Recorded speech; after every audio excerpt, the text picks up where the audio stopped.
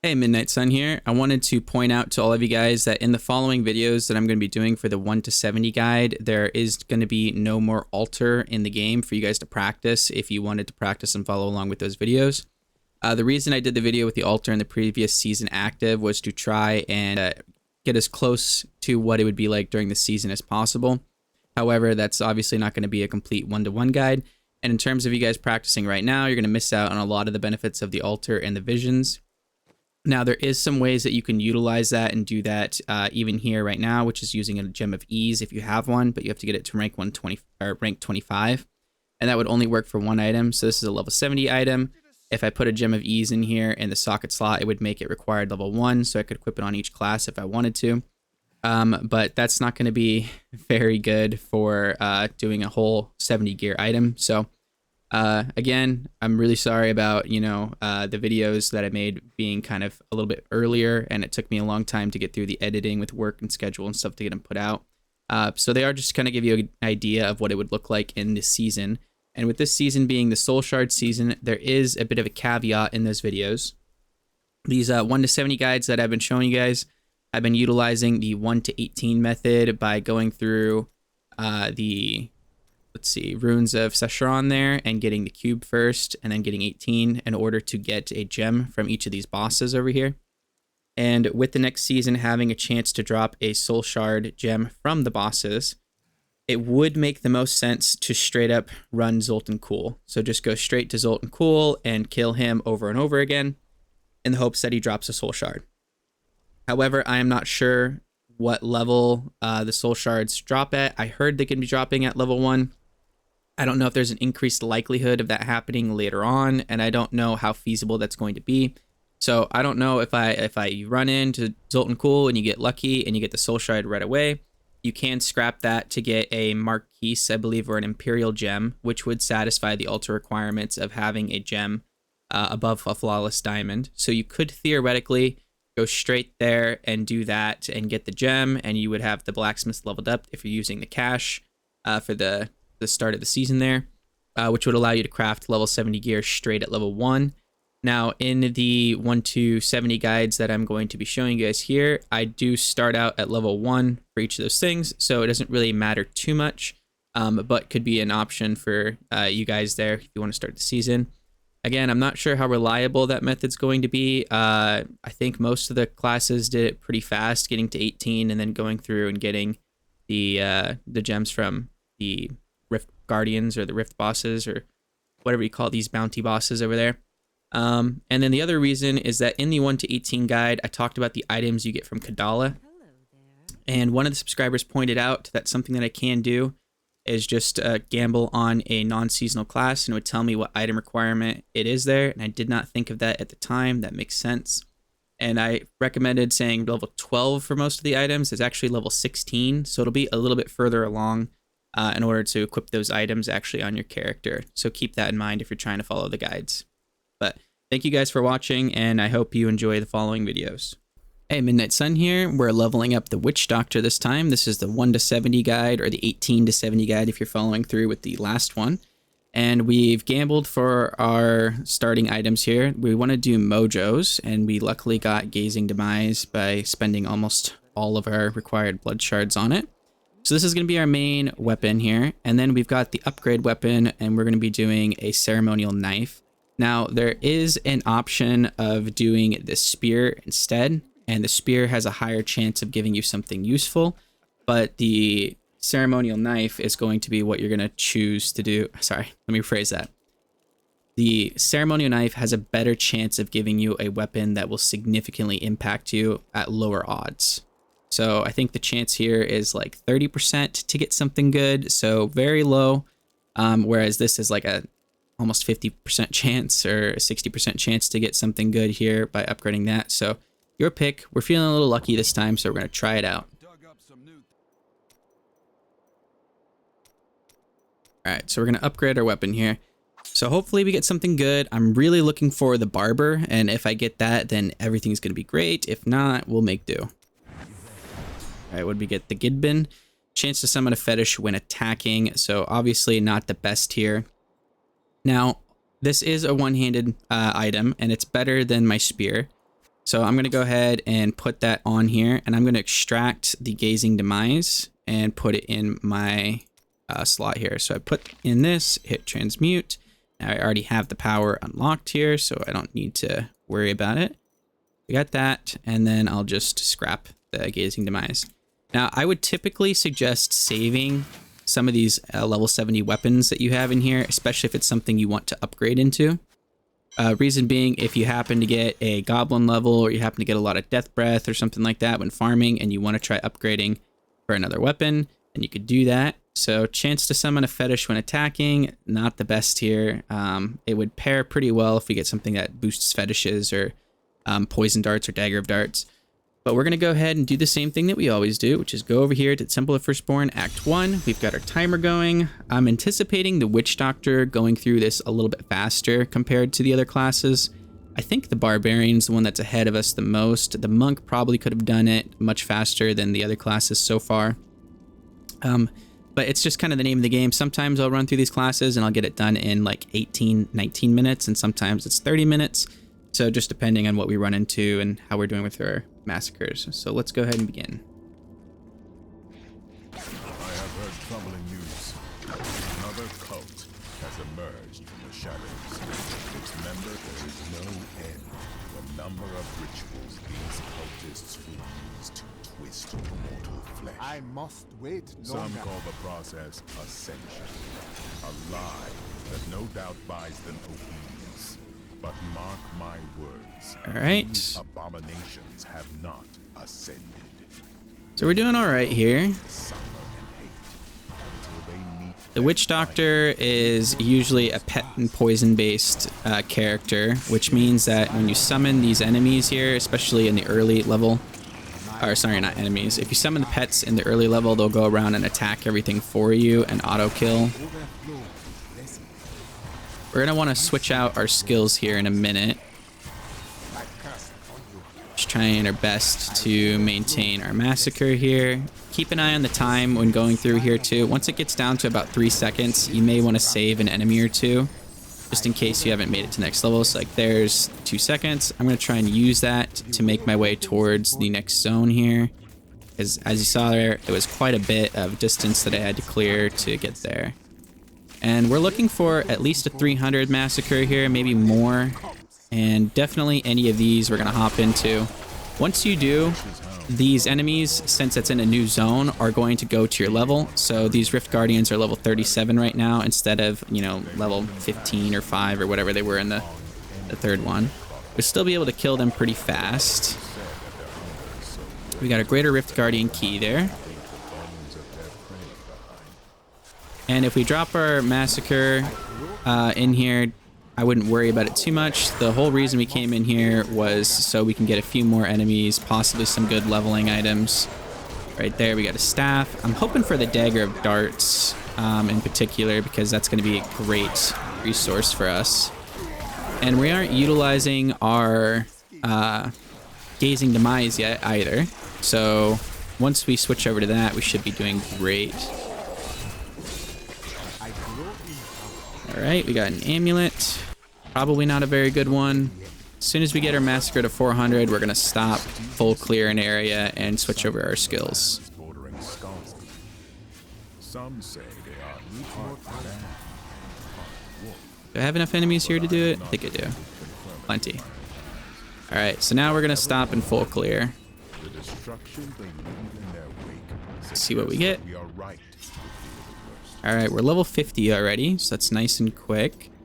And we're going to switch this over to Corpse Spiders, Leaping Spiders. Our right attack over here is going to be Locust Swarm, and we're going to do Pestilence. And we'll stick with the Soul Harvest, and we want to increase our armor. So we're going to do Languish. And then we want to make sure that we're getting our Spirit Barrage here. Let's see if we can find it. Spirit Barrage. And we really want the Montano ability, so it auto attacks everything around us. But in the meantime, let's see. We're going to want to do Well of Souls. And this one, we're going to switch over to our movement, which is Spirit Walk, and I'm going to do Jaunt, so it lasts a little bit longer. Next, let's see. Okay, we're going to go ahead and do this one because it's returning mana, and Spirit Barrage counts as part of that. So hopefully that'll help us maintain our mana. We're also going to go ahead and do this one because we should get these constantly happening here with the Summons Fetishes. And let's see here.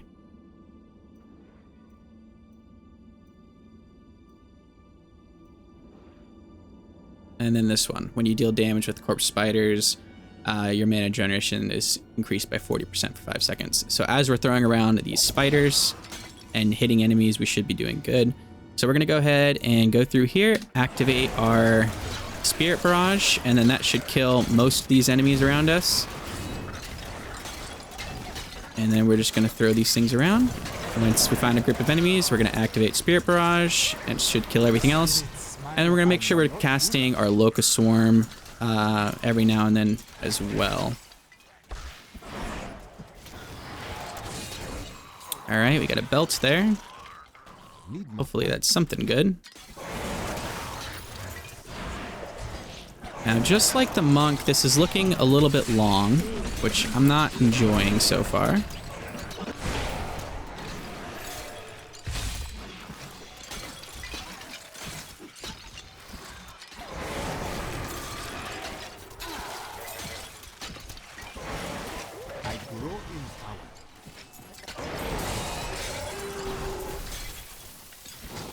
So if I have to go through one more after this next one, then I'm probably going to head out of here. This is the elite one, which means that I have a high chance of getting Death Breath in here. So this would be something I would typically clear depending on how I'm doing on health and damage in here. So my Spirit Barrage is going to be most of my damage. I'm going to throw around a couple Locust Swarms here. Throw my spiders, activate my Soul Harvest, and then I'm going to stick in an area while throwing down Spirit Barrage and letting it do most of the work here. Probably going to die in here. I'm going to activate my ability, move around in circles. Alright, so this is something that you could probably clear. Doesn't look too bad. And we got, let's see, how much Death Breath is that? 8, so that would be half that for Death Breath over here. So pretty close to being able to extract another ability if we needed it. Alright, and we got one more elite level. So again, we would stick through here and clear this. That's going to help me out a lot, actually, which we would, again, not have in your typical season, but we could still kill the enemies in here. We might have, like, one death in here to do it, though. I'm not seeing too much Death Breath dropping on the ground. Looks like we would just get 2 here. And is this the end? Okay, so this would be the end. So this is where we would full clear, and in fact, what I might even do is just focus on the Goblin here and open up the thing while clearing out the rest of the room.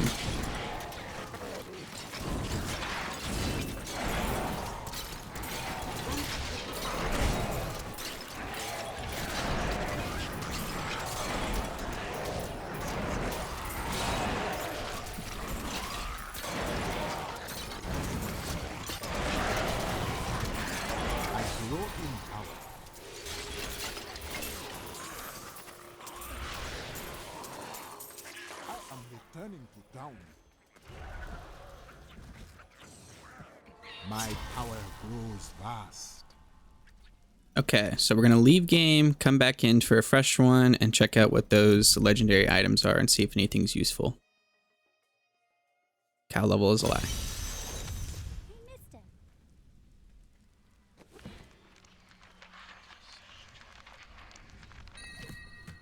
Okay, Haunt is cast on all nearby enemies when you open a chest. Increased duration of stun effects. That's better than nothing, so we're going to throw that on. Acid Cloud gains the effects of the Blob Bomb rune. So not very useful for us with what we're currently rocking. And we can put on Mantanu now for our Spirit Barrage, which is great. We're going to go ahead and do that. And get into Temple of the Firstborn. Now we're at 8 minutes here, so we're doing phenomenal. And you can see why I really like that Spirit Barrage attacking the way it does here.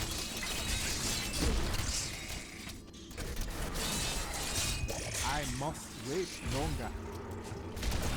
The way opens before you.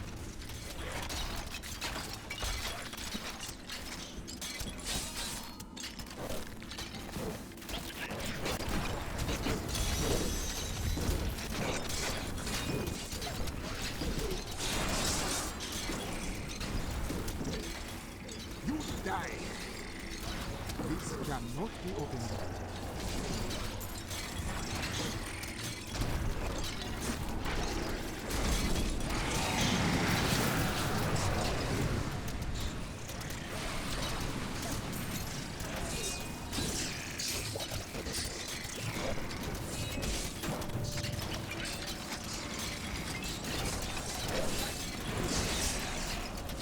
My curse.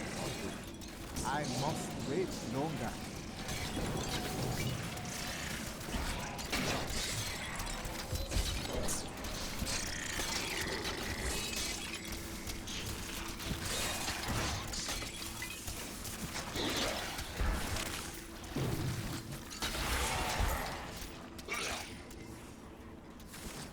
Spirits grant me blessings, not ready yet.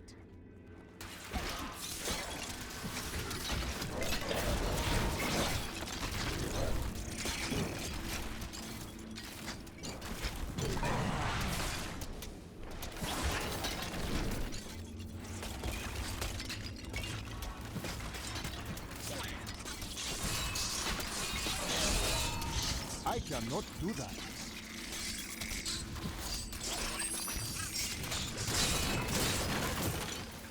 Your death comes.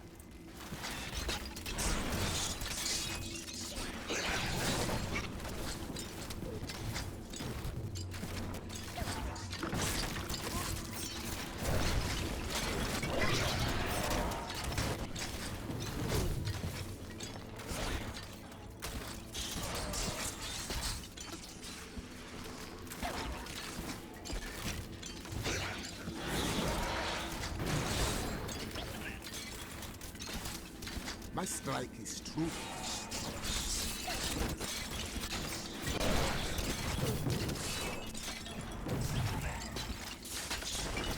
The spirits smile upon me.